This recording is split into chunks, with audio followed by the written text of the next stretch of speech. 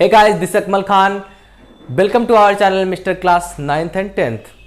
आज का जो हमारा टॉपिक है वो हिंदी का टॉपिक है। क्या है? रस, जो कि आपके ग्रामर से लिया जाता है पोर्शन है। यह काव्य सौंदर्य के तत्व, ये आपके रस एग्जाम में 2 नंबर के पूछे जाते हैं, जिसमें से आपको केवल 2 रस लिखना होता है। रस तो अनेक प्रकार के होते हैं, हमारे आचार्यों ने कहा है कि रस 9 प्रकार के होते हैं, बट हमारे एग्जाम में हमारे सिलेबस में केवल 2 ही रस के बारे में व्याख्या है। क्या? करुण रस और हास रस।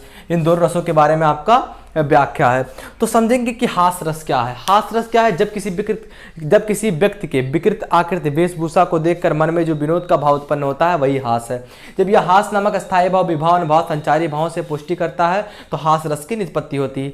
अब सरल भाषा में आप समझ लीजिए, क्योंकि आपको ये परिभाषा जो है थोड़ा हिंदी में लिखा हुआ है, जिससे आपको थोड़ा समझने में कठिनाई होगी, बट अगर आप इसको अपने भाषा में समझे रहेंगे तो आप जल्दी से इसको लिख पाएंगे। जैसे कि हास रस क्या है? जब किसी व्यक्ति को आप देखते हैं, ऐसी कोई कंडीशन आ जाती है जिसमें आपको तुरंत हंसी छूट जाती है उसको देखकर, या फिर किसी व्यक्ति को, स्थान को, कोई भी चीज़ को देखकर आपके मन में जो हंसी वाली भाव रहती है वो उत्पन्न होती है, तो आप तुरंत वहाँ से हास रस की निष्पत्ति कर देते हैं।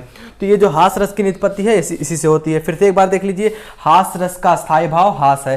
किसी व्यक्ति के विकृत रूप आकृति वेशभूषा को देखकर मन में जो विनोद का भाव उत्पन्न होता है वही हास है।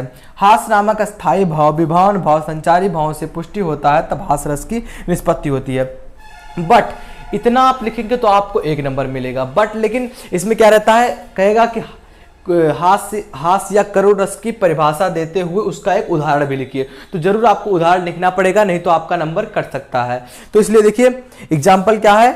नाना वाहन नाना बेसा विहसे शिव समाज निज देखा, को मुखीन विपुल मुख काहू बिन पद कोई बहु बाहू। ये आपका एग्जाम्पल है। और करुण रस के तरफ देखते हैं आप। करुण रस क्या है? करुण रस का स्थायी भाव शोक है। यानी कि करुण रस मतलब क्या होता है कि दुख, पीड़ा, ऐसी कोई कंडीशन आती है आपके घर में, किसी का देहांत हो जाता है या फिर कोई ऐसा दुर्घटना जिससे आपके दिल को क्षति पहुंचे, आपके मन को क्षति पहुंचे, तो उसमें आपका ये जो रस की निष्पत्ति होती है वो करुण रस होता है। जैसे करुण रस का अस्थायी भाव शोक है। एक बार परिभाषा देख लीजिए। शोक नामक अस्थायी भाव जब विभावन भाव संचारी भाव से पुष्ट होता है तब करुण रस की निष्पत्ति करता है। इसमें भी आपको केवल 1 ही नंबर मिलेगा जब तक आप इतना ही लिखेंगे परिभाषा। जब इसका आप एग्जाम्पल भी लिखेंगे, उदाहरण भी लिखेंगे, तो आपको 1 नंबर मिलेगा, यानी कि जो 2 नंबर आपका है पूरा मिल जाएगा। देखिए क्या उदाहरण है। मणि खोजे भुजंग सी जननी, फंसा पटक रही थी शीश, अंधी आज बनाकर मुझको न्याय किया तुमने जगदीश।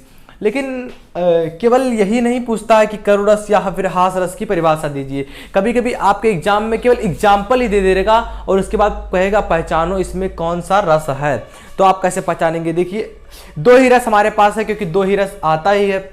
तो इसमें से जो आपका करुण रस का है, कोई भी करुण रस का उदाहरण हो उसमें जरूर ये सी रहेगा। ऐसे भुजंग सी ना, तो ये रहेगा हर सेंटेंस में, हर एक एग्जाम्पल में। अगर हास करुण रस है तो ये सी जो लगा नहीं हुआ है कामा के साथ, डैश के साथ लगा होगा, तो इससे आप पहचान जानेंगे कि अगर ये नहीं लगा हुआ है तो आपका हास रस है। या फिर वैसे समझ लीजिए, कोई भी ऐसा लाइंस पढ़ते समय, ऐसे एग्जाम्पल पढ़ते समय अगर हमको हंसी आ रही है, अगर उसका मतलब निकालेंगे और वो हंसी के रूप में रहेगा तो आपका ये हास रस हो जाएगा। और कोई ऐसी एग्जाम्पल जिसमें आपको दुख, किसी पीड़ा के बारे में व्याख्या की गई हो तो वो आपका करुण रस हो जाता है।